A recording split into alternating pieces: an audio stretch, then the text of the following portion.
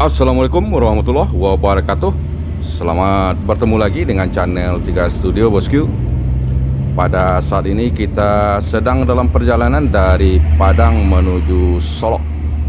Posisi kita saat ini tepatnya berada di Indarung, menjelang memasuki kawasan tanjakan Si Tinjau Lawi Bosku.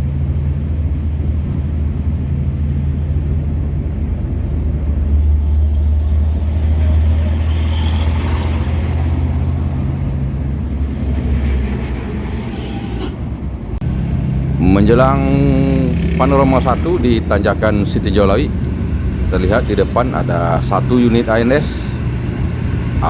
dengan julukan Sabiha sedang bergerak menuju